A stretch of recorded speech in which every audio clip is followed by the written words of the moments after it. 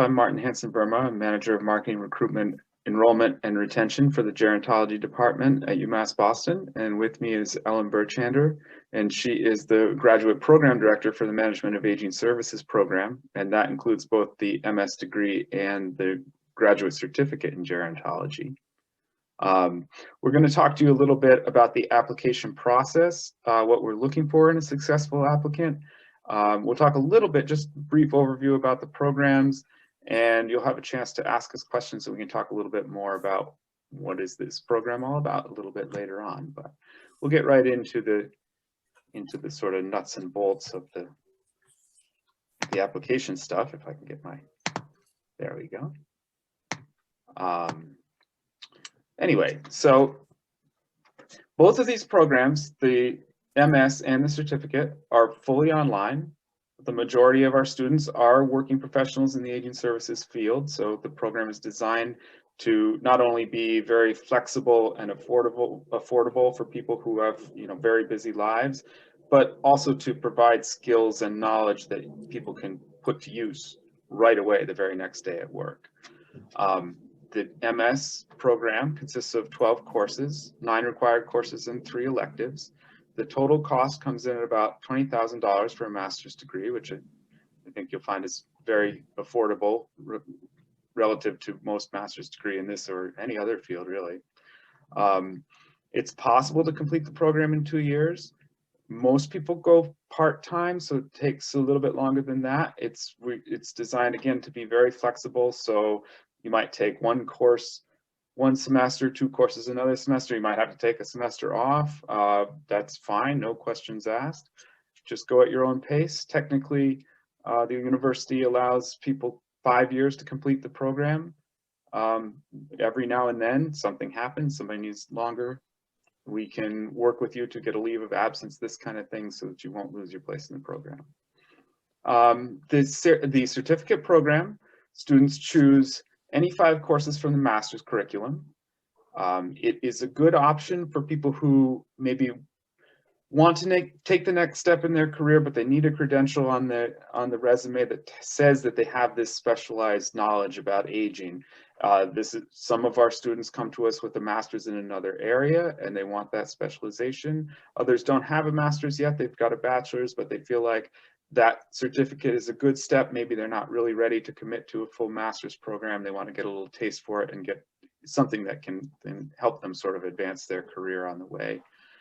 If you do that and you decide to go on later to the master's program, all the courses are completely compatible and will count towards the master's, and Ellen will work with you as your academic advisor to help you choose the courses that are right for you. The total cost for the certificate is around $9,000. Again, the cost per course is the same at $1,725, and it's possible, again, to complete it in as little as 2 terms if you went 3 and 2. Most people spread it out a little bit more than that, so you could do fall, spring, summer, or something like that, whatever works for you, and we'll work with you on that as well. We do encourage people to test drive courses before they actually join the program. You can do this whether you've applied or not. The university allows people to count up to 2 courses towards the degree when you do join. So if you wanted to start now and take a summer class while you're preparing your fall application, you can do that and then count the credits. I don't know of anybody who's ever taken courses and decided they didn't want to join the program, but that's always an option. And of course, I'm sure you're here because you know that this is one of the fastest growing fields around. The population is aging so rapidly, and so the opportunities are out there. We hear from people in the field, employers in the field all the time, that they really want to see more education in the workforce, and so we're trying to fill that niche. We've been doing this since 2003, so not only are we one of the first programs to cover this subject matter, we're also one of the first fully online graduate programs out there. So all of the courses have been built from the ground up as online courses. And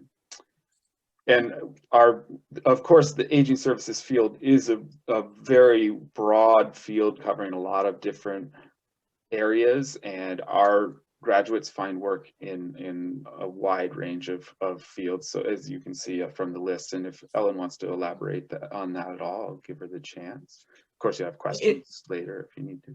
Yeah, I'm happy to address this or answer any questions. We have our graduates do some amazing things. We have a graduate who just got a $500,000 NIH grant to explore the benefits of technology and memory in cognitive decline or cognitive change in memory care. We have graduate students who have started their own businesses. They actually decided at the end of the program to start a business together, even though they had never really met in person and they didn't live in the same state. So I thought that was pretty fun. We have had graduates who run assisted livings or adult day health programs, councils on aging. They work in Massachusetts in aging services access points, which are single entry points for services for Massachusetts older people. And so they just do amazing things. They work in CCRCs.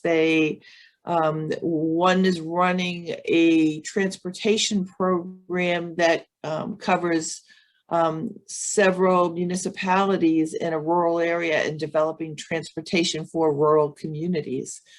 We have people who work at state units on aging and work in retail or entertainment for older adults. So it's really,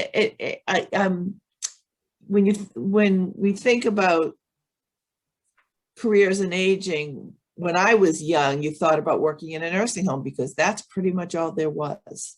But I've been doing this for many decades now, and I am ecstatic to say that a career in aging can encompass any discipline that you want. So it's pretty fun and exciting. And I think, Ellen, you touched on something that's really special about the program as well, is the network that our students and graduates plug into through UMass Boston. We hear this all the time from our alums that the first person that they talk to, if they encounter a problem and they need advice, or they have a great idea and they want someone to help them get it off the ground, they're always calling their classmates, their instructors, people that they met through the Management of Aging Services program. So whether you wind up in the MS program or the certificate, it gives you access to that really important professional network. It is surprising in an online program. I mean, we really make an effort to make it high touch and interactive, but I'm always surprised that in an online program, our alums keep in touch with each other and they keep in touch with us. You know, I wasn't that good with my graduate programs. I don't really keep in touch with too many people that I went to graduate school with. And so I'm really impressed with the connectivity that our students are able to develop and maintain. Yeah, it's really fun to hear that kind of thing. Yeah. So we're going to really focus on the application, the process, and the requirements in this presentation. I'm just going to give you the elements of the application here.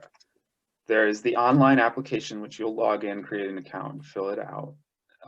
That is the part, I should tell you right now, that is the part that the deadline refers to. If you get your online application in, and things like your transcripts, letters of recommendation, sometimes those can trickle in after the deadline. Once your application is in, you've met the deadline. Some of those things, we even have cases where it can take a long time for things like transcripts especially, but we'll get into that more later. But I just wanted to point out that the deadline really refers to the online application, and there are some things that we realize applicants don't have a lot of control over. The other parts are the cover letter, the statement of purpose, which is the essay, the application essay, your transcripts, 2 letters of recommendation, your resume, just a brief, like a 1 or 2 page resume. The application fee is $60 for US residents or $100 for international applicants. We do not require a GRE. If you've already taken it, you're welcome to submit the scores. It won't have a big impact on your application. And you don't need to choose full or part-time status when you apply. You can change that at any time, just basically by how many classes you register for. And of course, as I said, it's possible to take semesters off if you need to. The application for deadline for the fall cycle, that's for fall 2021, is July 1st, and for spring, it's December 1st.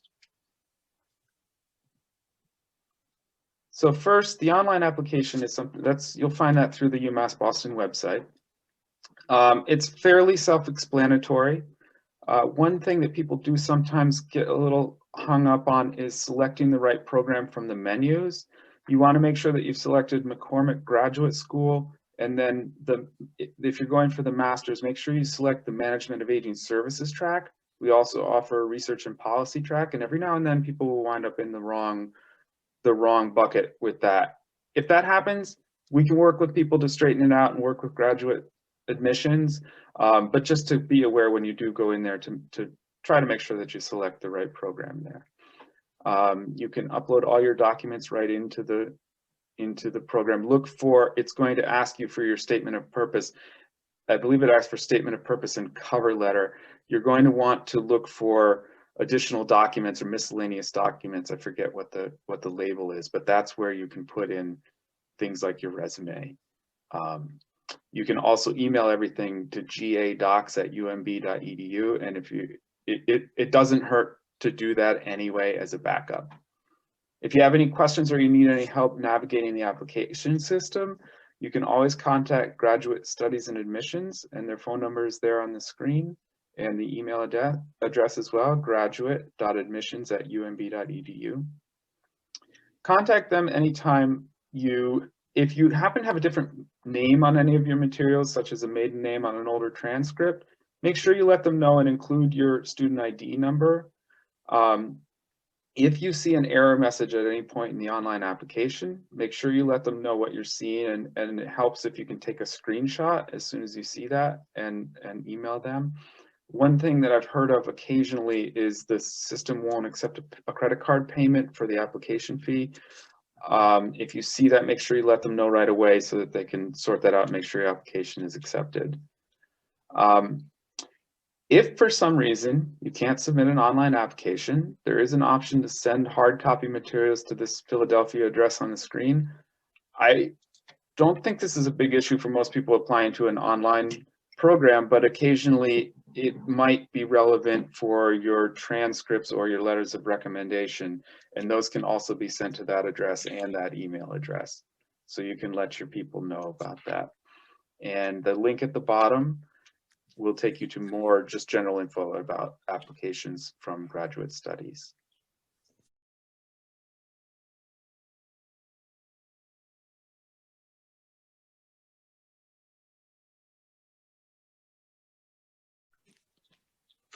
So your cover letter can just be it's a letter about 1 page. Tell us a little bit about who you are. Make sure you specify the program you're applying for and the semester. And you can talk a little bit about the things you're going to develop in your statement of purpose. So maybe just touch briefly on the high points of what brought you to this point, what makes you want to study aging, maybe your professional history. You don't have to go into great detail here, but just sort of maybe the main things that inspired you to study aging.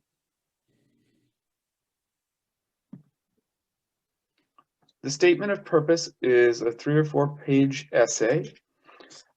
This is the most powerful part of your application. This is our chance to get to know you, and this is your chance to present what you're passionate about, what really drives you to study aging, to work in the aging services field, to help older folks navigate life and society.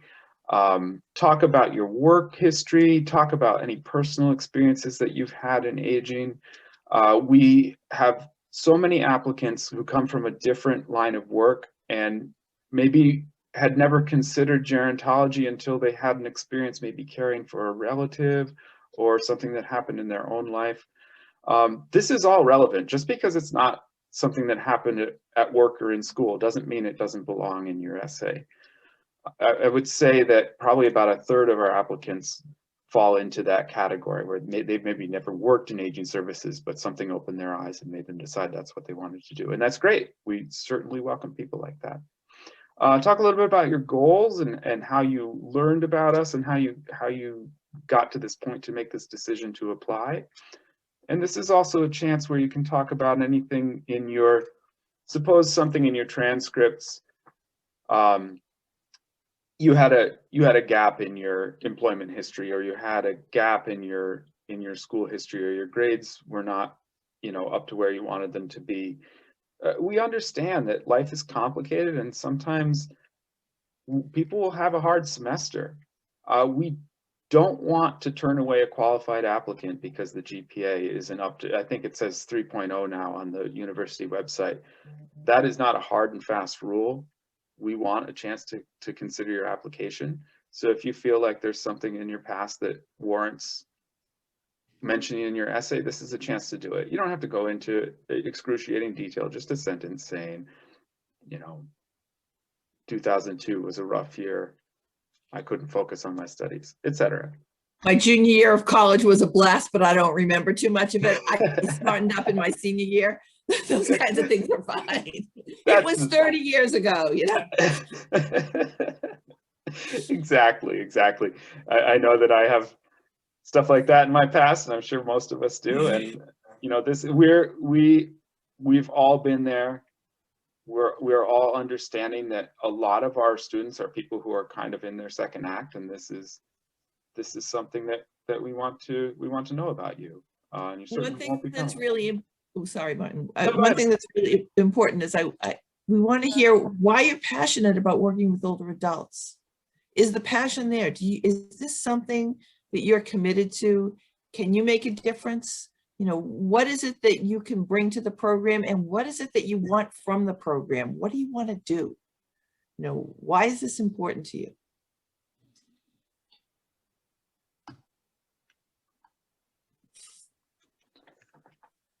Transcripts should be pretty straightforward, although sometimes dealing with various colleges, things can get a little strange. It, for the most part, is not something that you're going to have to worry about. You just put the colleges that you've attended in when you're doing the online application, and it should send a request directly to them. We have heard, especially during COVID, more cases where some colleges don't have access to older transcripts, or maybe they have to send somebody into the archives for a hard copy and there's nobody in the office except for once a week or something like that. So we have been seeing some delays with that. We've worked with everybody who's had a situation like that and been able to resolve it successfully. I don't want to scare anybody with this. It can be kind of a headache, but we always work it out, and we work very closely with you and with graduate admissions to make sure that we recover all of those things. Most colleges now send everything electronically. A few will send hard copies, and in that case, use that Philadelphia address that I showed earlier, which is also available on our website. You can also, we encourage people, if you have an unofficial transcript, to send that to gadocs@umb.edu. That gives us something to start reviewing. We can start reviewing the application even if the official transcript isn't in yet. And sometimes people will be accepted based on their unofficial transcript, and we just ask that you would send the official one, or ask the university to send the official one by the end of your first semester in the program, is how that works. So we've never had to turn anybody away based on that. So anyway, it's always a good, that's kind of the takeaway should be, back yourself up by emailing things to gadocs@umb.edu.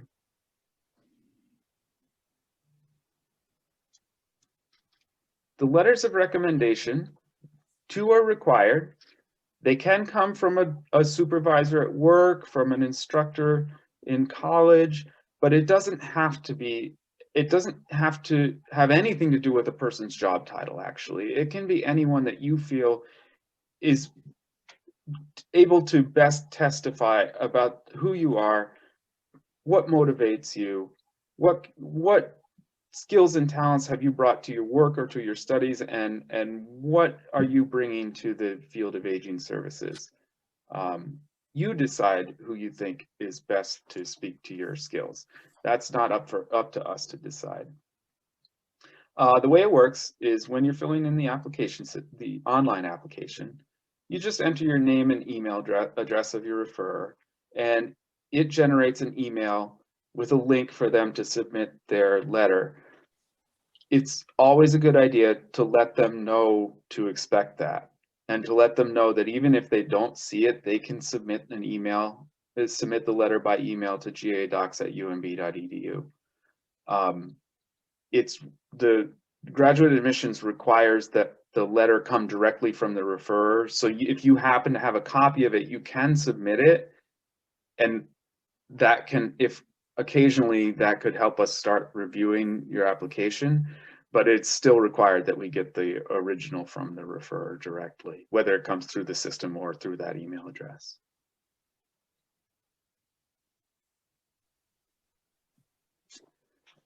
Your resume is really just supposed to be kind of a bird's eye view of your work history.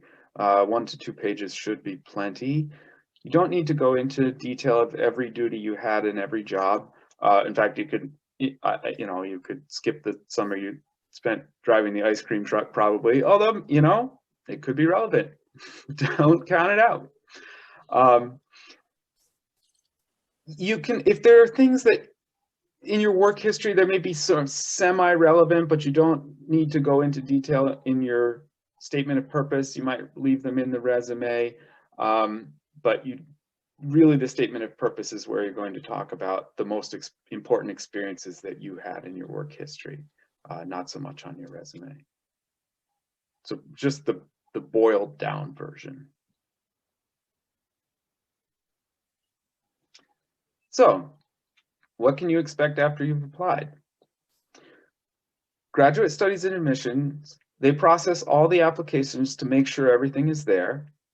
You can always check on the status by logging back into the system, and the link is there on the screen right now. You can also contact Graduate Admissions if you have any questions, if something doesn't look right, if something seems to be missing but you're sure it got sent. Let them know, let us know as well. We can always sort of help you navigate that, help you connect with the right people in admissions, push the process along. They do get very busy. Just be patient. Know that during the last few weeks of the application period, they're often swamped. If it seems like you're having a hard time getting a response, let us know.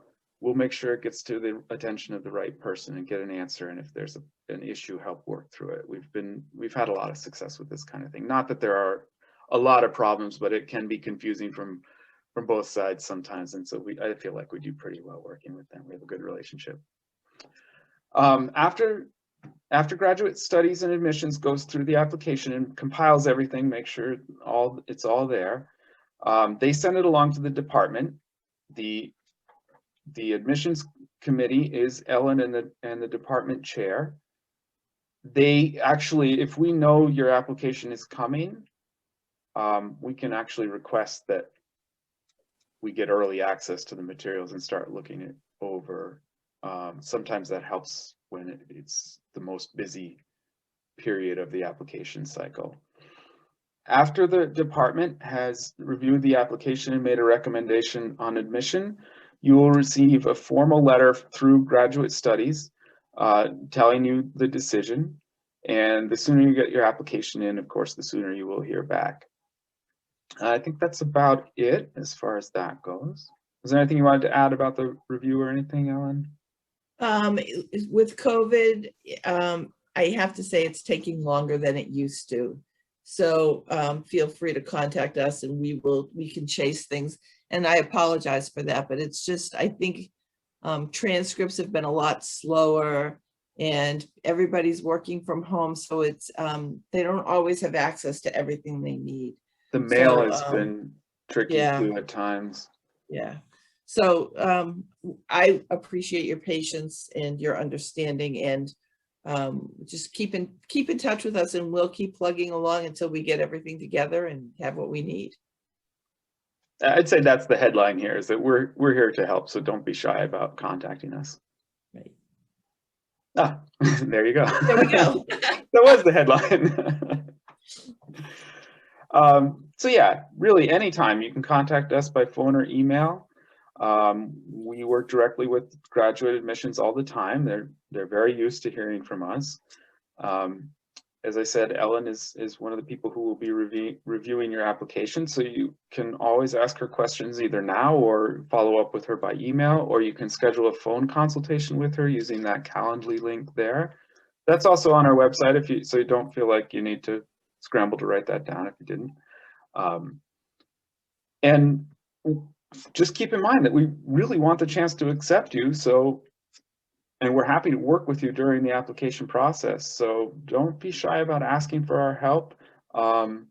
If you're uncertain, that if you feel like maybe something isn't quite, you don't have all the pieces there, give us a chance to see it. Let us see your application. Let us talk with you. We can talk with you about your goals and your career history and your academic history and your aspirations, and help you figure out what's the best fit for you. So that's really the most important thing about this.